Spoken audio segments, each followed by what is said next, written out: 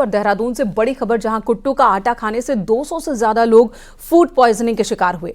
बीमार लोगों को Doon hospital, coronation hospital, synergy और महंत इंद्रेश हॉस्पिटल में भर्ती करवाया गया। कोरोनेशन अस्पताल में 62 लोग भर्ती हैं। सीएम धामी ने अस्पताल पहुंचकर इन सभी का हालचाल लिया और डॉक्टर्स को बेहतर इलाज के निर्देश दिए। वहीं मुख्यमंत्री ने स्वास्थ्य सचिव को फूड सेफ्टी डिपार्टमेंट के अफसरों की जिम्मेदारी तय कर कार्रवाई के निर्देश दिए हैं। बताया जा रहा है कि दीपनगर और बंजारावाला विकास नगर के जनरल स्टोर से कुट्टू का आटा सप्लाई हुआ था। तीनों जगहों पर दुकानों को खाद्य विभाग ने सील किया है। बताया यह भी जा रहा है कि यूपी के सहारनपुर से कुट्टू के आटे की सप्लाई हुई थी।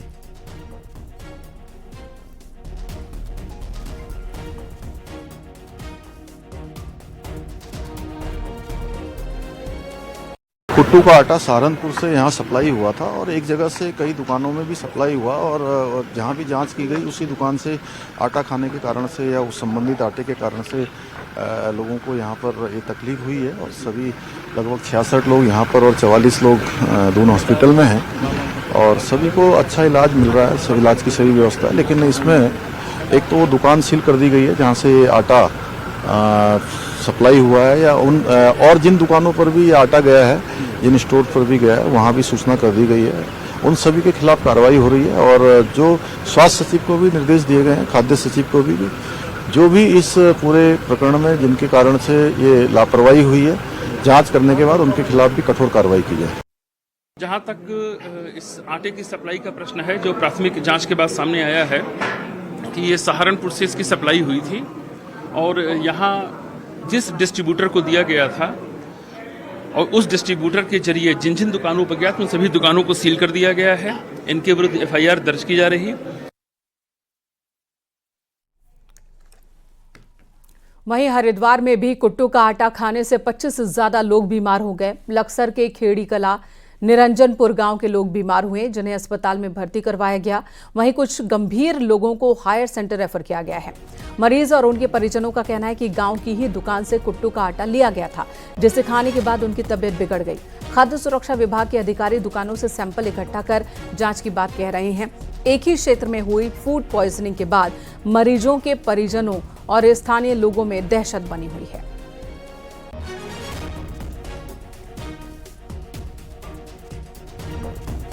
हमारी जब मतलब आँख खुली तो हमें चक्कर आए, हमें उल्टी लगी बहुत जबरदस्त। मुझे लगी, हमारी हड्डी को लगी, फिर हमारे बच्चे को लगी। सबकी स्थिति खराब है। कोई पूछने वाले ही नहीं है कहाँ से हम सामान लाए। सामान की कुट्टू का चलिया, कुट्टू का कैसे हुआ, जो कुछ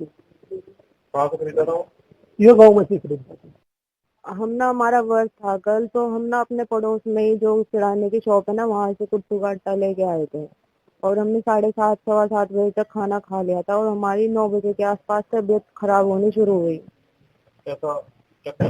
हाँ, हमें मतलब ऐसे हो गया, हम बिल्कुल अनकॉन्शियस हो गए और चक्कर आए हमें और घबराहट होने लगी, हार्ट बीट बढ़ रही थी हमारी बहुत ज्यादा। तो सभी खतरे से बाहर हैं। बाकी अभी मैंने फूड सेफ्टी डिपार्टमेंट को भी डायरेक्शन दिए हैं कि वो जाके गांव में जहाँ से ये खरीदा गया वहाँ का सैंपल लें और जो हमारी सीएससी हॉस्पिटल की टीम है उनको भी बताया गया है कि एक बार वो गांव में भी जाके एक बार मॉनिटर कर लें कि कोई और लोग ऐसा तो नहीं है। बाकी हम अपनी तरफ से भी ये प्रयास कर रहे हैं कि जो जहाँ से लिया गया है वो कुट्टू का आटा उसको और लोग कंज्यूम ना करें।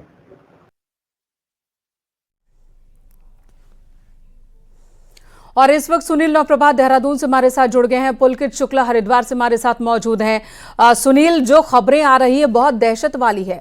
नवरात्रों के दौरान में, त्योहारों के दौरान में कुट्टू के आटे की जरूरत ज्यादा होती है, डिमांड ज्यादा होती है। इसका फायदा उठाते हैं वो लोग जो मिलावट करते हैं या फिर एक्सपायरी डेट का सामान बेच देते हैं। यहां पर डॉक्टर्स क्या कह रहे हैं, क्या वजह है कि इन सबकी तबीयत बिगड़ी? देखिए, मैंने कहा देहरादून के विभिन्न हॉस्पिटल्स में, मैं अभी दून हॉस्पिटल में हूँ, इसके अलावा कोरोनेशन हॉस्पिटल और महंत इंद्रेश हॉस्पिटल में भी अलग अलग जगह पर बड़ी संख्या में लोग यहाँ पर भर्ती हैं। जो जानकारी हमारे पास से करीब 250 के आसपास लोग कल रात से और अभी तक विभिन्न अस्पतालों में आए, जिनमें से कुछ को मौके पर ट्रीटमेंट के बाद उनको रिलीव कर दिया गया, लेकिन अभी भी बड़ी संख्या में अस्पतालों में लोग भर्ती हैं। दून हॉस्पिटल में करीब 66 पेशेंट यहाँ पर भर्ती हैं, जिनको कुट्टू के आटे को खाने के बाद फूड पॉइजनिंग की की शिकायत हुई, लोगों को उल्टी की शिकायत हुई, कंपकंपी की शिकायत हुई, पेट में दर्द की शिकायत हुई और उसके बाद आप देख सकते हैं कि दून हॉस्पिटल का ये पूरा वार्ड सिर्फ इन्हीं पेशेंट्स के लिए यहाँ पर रिजर्व किया गया है।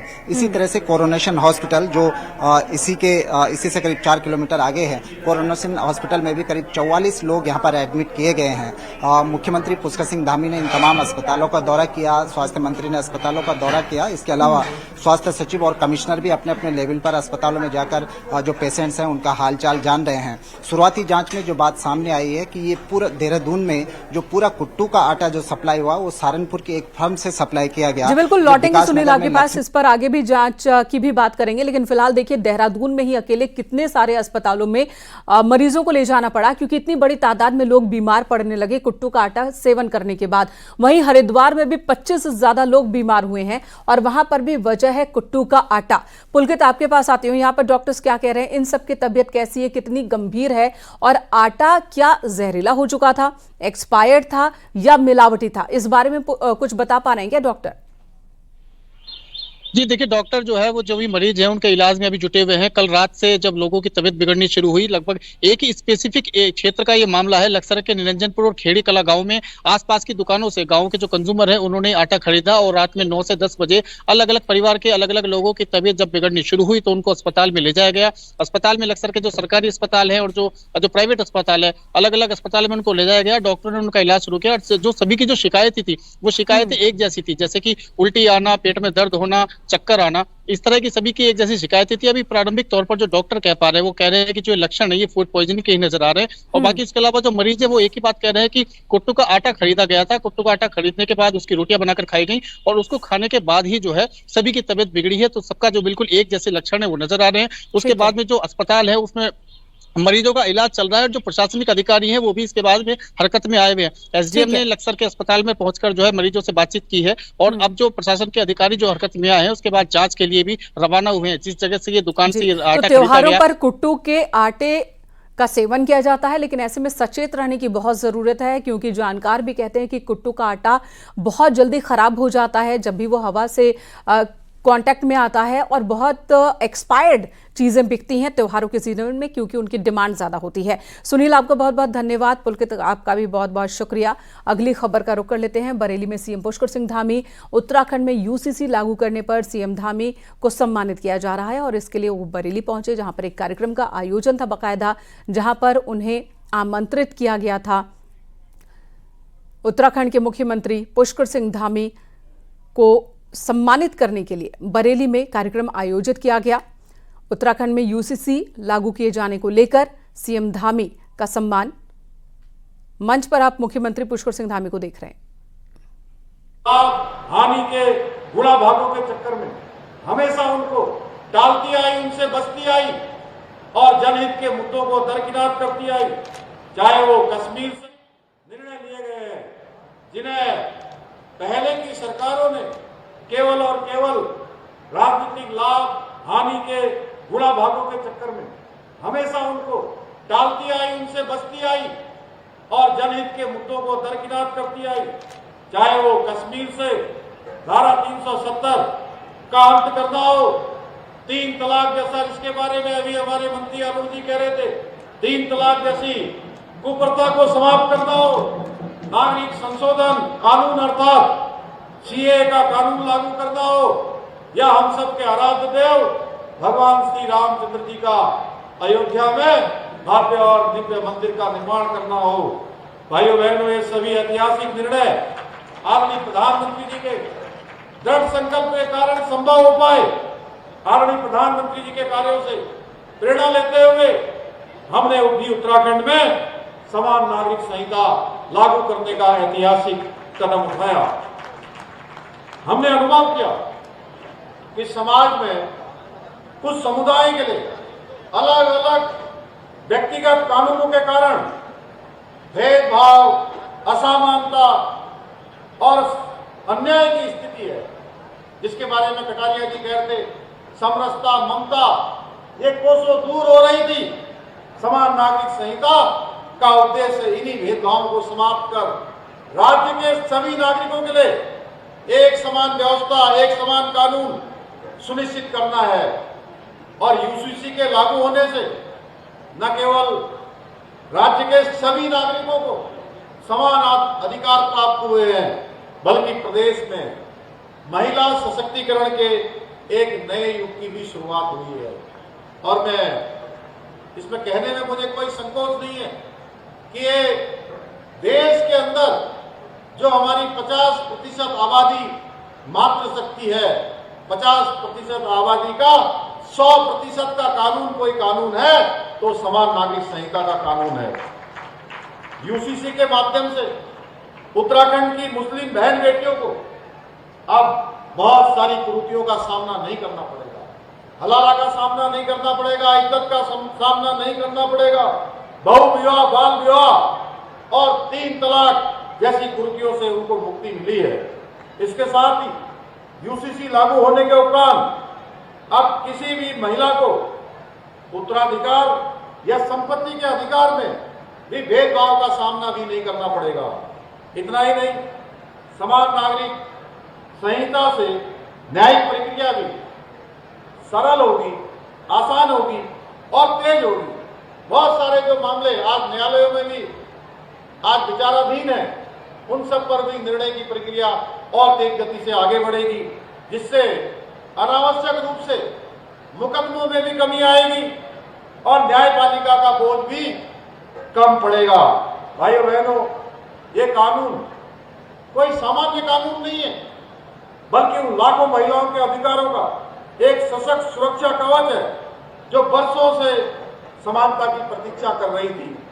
मैं आप सभी को बताना चाहता हूं कि उत्तराखंड में यूसीसी लागू करने के बाद जब भी हमारी मुस्लिम बहनें मुझसे मिलती है तो हमेशा हमारे इस कदम के लिए मुझे धन्यवाद देती हैं कि हमने राज्य में यूसीसी जैसा कानून लागू करने का साहस दिखाया है। आज के इस अवसर पर मैं एक बात और आप सबके समक्ष स्पष्ट कर देना चाहता हूं, क्योंकि यहां पर मैं देख रहा हूं कि उमेश जी ने संयोजन करके जहां हमारे लोकतंत्र के सभी मजबूत स्तंभों को यहां पर एकत्र किया है। हमारे जो है लोकतंत्र के चौथे स्तंभ हमारे पत्रकार भाई भी बड़ी संख्या में है और आने वाला भारत का भविष्य भी यहाँ पर है। हमारे छात्र हैं, छात्राएं हैं, नौजवान हैं, युवा हैं और हर वर्ग की क्रीम है।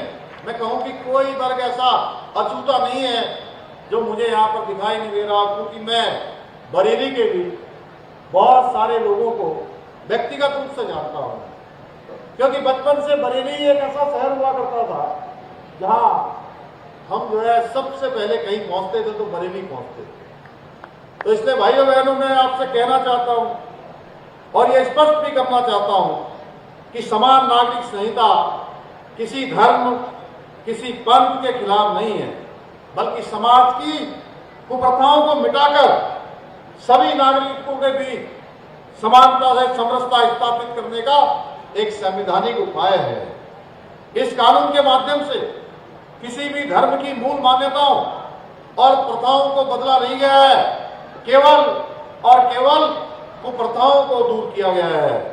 परंतु कुछ लोग, आपने देखा होगा जब हमने यूसीसी लागू किया था और देश के अंदर हमारे प्रधानमंत्री जी के नेतृत्व में जब भी देश के अंदर कोई काम शुरू होता है, कोई शुभ कार्य शुरू होता है, तो कुछ विघ्न संतोषी टाइप के लोग हमेशा इसमें मीन मेख निकालने का काम करते हैं। और हमने भी जब देवभूमि उत्तराखंड में एक ये देव कार्य शुरू किया तो इसमें लिव इन संबंधों के रजिस्ट्रेशन को लेकर कई प्रकार के भ्रम फैलाने का प्रयास करने लगे कि आपने लिव इन रिलेशनशिप में इसमें रजिस्ट्रेशन की व्यवस्था कर दी है, उनके माता पिता को जानकारी देने की व्यवस्था कर दी है।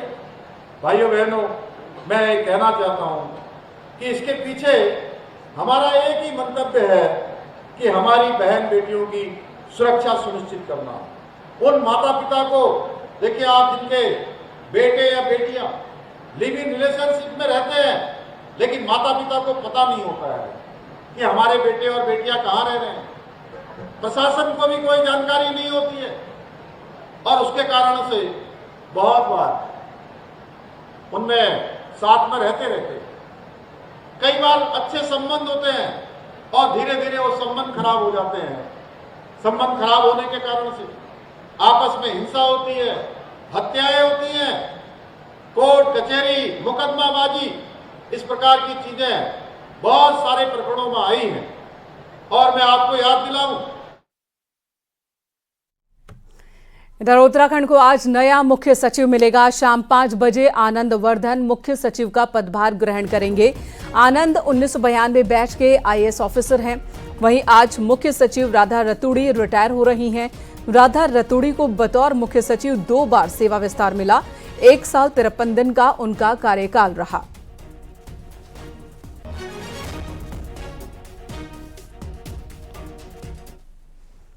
और अगली खबर देहरादून से, जहां सूचना आयोग में पूर्व IPS दिलीप कुंवर को आयुक्त बनाया गया। दिलीप कुंवर RTI मामलों की सुनवाई करेंगे। नई नियुक्ति के बाद अब आयोग में 2 आयुक्त हो गए हैं, जबकि अभी 2 और आयुक्तों की नियुक्ति बाकी है। वहीं सूचना आयोग के मुख्य सूचना आयुक्त का पद भी खाली है।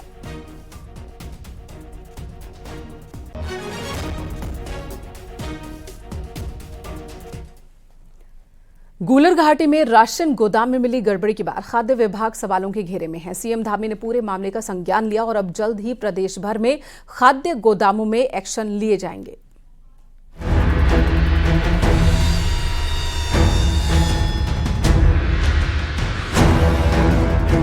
इसी हफ्ते DM देहरादून ने गूलर घाटी स्थित राशन गोदाम में छापेमारी की थी, जिसके बाद राशन गोदाम में रखे गए चावल के 12 लाट के सैंपल फेल पाए जाने पर SMO ARO को सस्पेंड किया गया। मामला सामने आने के बाद से खाद्य विभाग के ऊपर से लेकर नीचे तक के अधिकारियों में हड़कंप मच गया। सूत्रों की माने तो जो राशन गूलर घाटी गोदाम में खराब क्वालिटी का पाया गया था, चावल के उसी लाट की सप्लाई खाद्य विभाग के डोईवाला और ट्रांसपोर्ट नगर स्थित गोदाम में भी हुई है।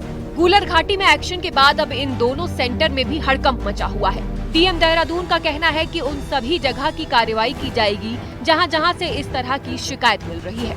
हमारे जितने भी गोडाउन्स हैं वहाँ पे हमारे कंसर्न्ड SDMs या हमारे ADMs या हम मल्टीडिसिप्लिनरी टीम्स भी कॉन्स्टिट्यूट कर सकते हैं और इंटेंडेड ऑब्जेक्टिव्स हमारे फॉलो हो पा रहे हैं कि नहीं, यही मॉनिटरिंग एवेल्युएशन करना एडमिनिस्ट्रेशन का दायित्व है। और ये एनफोर्समेंट एक्टिविटीज लगातार हर सेक्टर में जारी रहेंगी। वहीं सरकारी राशन में इतने बड़े पैमाने पर गड़बड़ी पाए जाने से विपक्ष भी हमलावर है। कांग्रेस का कहना है कि इतनी बड़ी लापरवाही सामने आने के बाद भी खाद्य मंत्री क्यों चुप हैं? मंत्री हैं या बड़े अधिकारी हैं, वो आसानी से इन बातों से छूट जाते हैं, निकल जाते हैं। तो बिल्कुल, और ये जो अनाज जनता के लिए, गरीबों के लिए रखा हुआ था, इस बात को भी 2 से 3 दिन हो चुके हैं, लेकिन मंत्री महोदया का कोई बयान इस विषय पर नहीं आना, ये दर्शा रहा है कि कहीं ना कहीं जो है उनकी सहमति इस तरीके के जो कुकृत्य होते हैं उसमें है। वैसे मंगलौर, रुड़की, भगवानपुर राशन सेंटर से भी इसी तरह की शिकायत शासन को मिली है। मुख्यमंत्री ने खाद्य विभाग में चल रहे इस गड़बड़ झाले को गंभीरता से लिया है और आने वाले दिनों में प्रदेश भर में एक्शन देखने को मिल सकता है। न्यूज़ 18 के लिए देहरादून से भारती सकलानी पुनियाल की रिपोर्ट।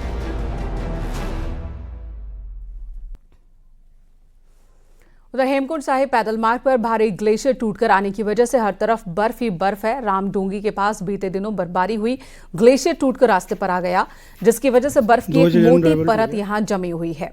गुरुद्वारा कमेटी गोविंद घाट की टीम ने मौके का जायजा भी लिया और अनुमान है कि बहुत ज्यादा दिन लग जाएंगे इस बर्फ को पिघलने में। 10 से 15 फीट तक यहां पर बर्फ जमी हुई है, जिनके पिघलने में काफी वक्त लग सकता है। 25 मई को हेमकुंड साहिब के कपाट खुलने हैं। इससे पहले गुरुद्वारा कमेटी यात्रा व्यवस्था में जुटा है।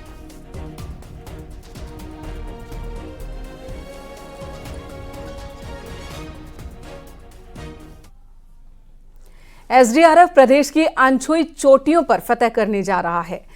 SDRF के इस अभियान से न सिर्फ पर्यटकों की सुरक्षा सुनिश्चित होगी, बल्कि उत्तराखंड को एक सुरक्षित और रोमांचक एडवेंचर टूरिज्म डेस्टिनेशन के रूप में नई पहचान भी मिलेगी। क्या है ये मामला, देखिए इस रिपोर्ट में।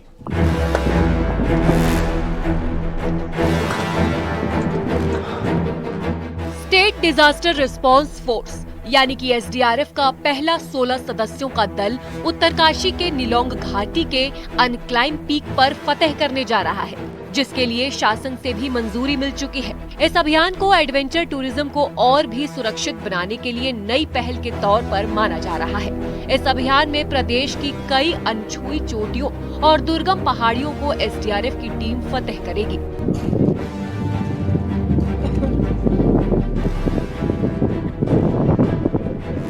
इस दौरान वे न सिर्फ इन चोटियों का सर्वेक्षण करेंगी, बल्कि इस इलाकों में संभावित खतरों को भी चिन्हित करेंगी। आपको बता दें, उत्तराखंड में हर साल कई ट्रैकर्स और पर्वतरोही कठिन हालात में फंस जाते हैं। खासकर उन ऊंचाई वाले इलाकों में तेजी से बदलता मौसम और ऑक्सीजन की कमी होती है, और उन दुर्गम इलाकों में ट्रैकर का रेस्क्यू भी बहुत बड़ा चैलेंज होता है। एसडीआरएफ के जवान इन दुर्गम इलाकों में ट्रैकिंग के दौरान रेस्क्यू का भी गुर सीखेंगे। ये टीम जो है नीलांग घाटी के नीलापानी क्षेत्र में एक अनक्लाइम्ड पीक है, वहाँ पर अपनी ट्रेनिंग करेगी, एक्सरसाइज करेगी। ऑब्जेक्टिव यही है कि जब भी इस तरह की हाई एल्टीट्यूड एरियाज़ में कभी कोई इस तरह की बात होती है, तो जो हमारी टीम है वो तैयार रहें, उसको आइडिया रहें कि वहाँ पर किस तरह से रेस्क्यूअर करना है, और जो टीम के मेंबर्स हैं उनका एक्सपोजर रहे इस तरह के रेस्क्यू वर्क के लिए। तो इसके लिए परमिशन हम लोग को मिल गया। बहुत जल्दी टीम जो है उस क्षेत्र में जाकर के अपनी ट्रेनिंग और एक्सरसाइज करेगी।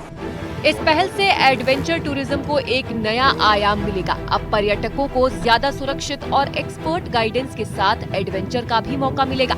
इससे ट्रैकिंग और पर्वतारोहण में सुरक्षा के नए मानक स्थापित होंगे और उत्तराखंड पर्यटन को भी फायदा होगा। न्यूज़ 18 के लिए देहरादून से सतेंद्र बर्तवाल की रिपोर्ट।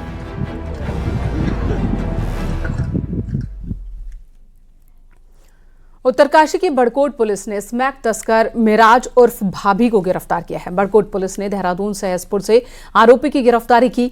आरोप है कि मिराज यमुना घाटी में स्मैक की सप्लाई किया करती थी। आरोपी के खिलाफ देहरादून में 8 मुकदमे पहले से ही दर्ज हैं और आरोपी महिला नशे के कारोबार के मामले में पहले भी जेल जा चुकी है।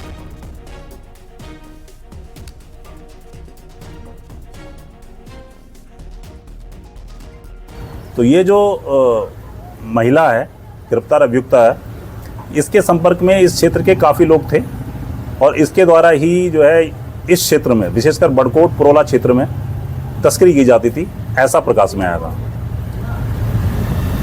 जो तत्कालीन समय में गिरफ्तार हुआ था, उसके बयान और अन्य टेक्निकल एविडेंस के आधार पर इसका नाम खुला।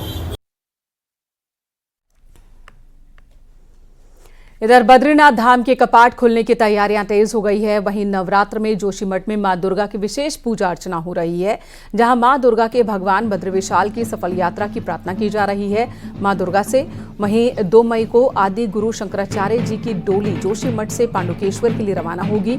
इसी के साथ पांडुकेश्वर से उद्धव और कुबेर जी की भी डोली बद्रीनाथ धाम पहुंचेगी और 4 मई को भगवान बद्रीविशाल के कपाट पूरे विधि विधान से खोले जाएंगे।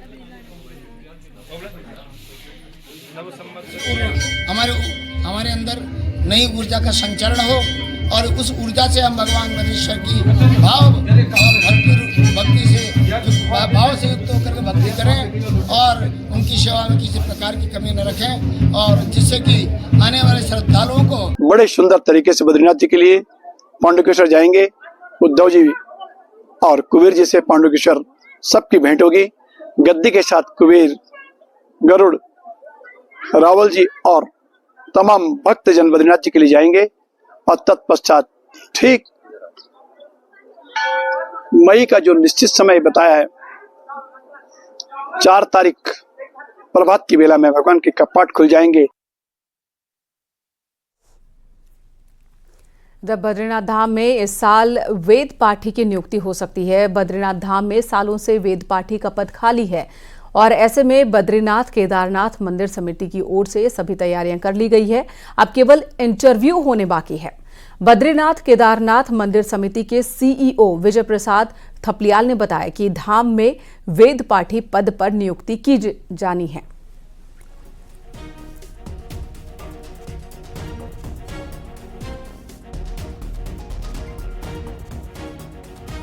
एक चीज़ मैं बताना चाहूँगा कि जहाँ तक वेद पाठी का प्रश्न है, तो वेद पाठी की भर्ती हमने प्रक्रिया लगभग पूर्ण हो चुकी है और वर्तमान में बोर्ड का गठन नहीं हुआ, और जैसे ही बोर्ड का गठन हो जाता हम तत्काल प्रभाव से वेद पाठियों की भर्ती प्रक्रिया भी पूर्ण कर लेंगे।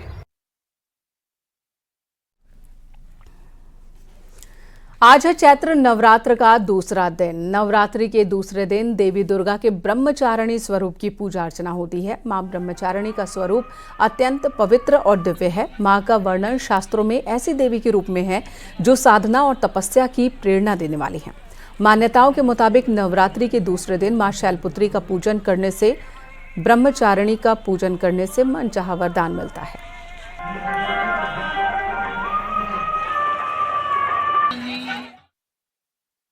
आज चैत्र नवरात्रों के इस पावन पर्व पर द्वितीय शैलपुत्री, प्रथम शैलपुत्री च द्वितीय ब्रह्मचारिणी के रूप में माँ भगवती आप सबको दर्शन देती है। और शैलपुत्री माने महारों की रानी जिसको कहा जाता है, उनकी बेटी जिनको कहा जाता है। आज के दिन माँ भगवती का शैलपुत्री के से पूजन करके दान पुण्य करके अपने जीवन को माँ भगवती का आशीर्वाद प्राप्त करते हैं।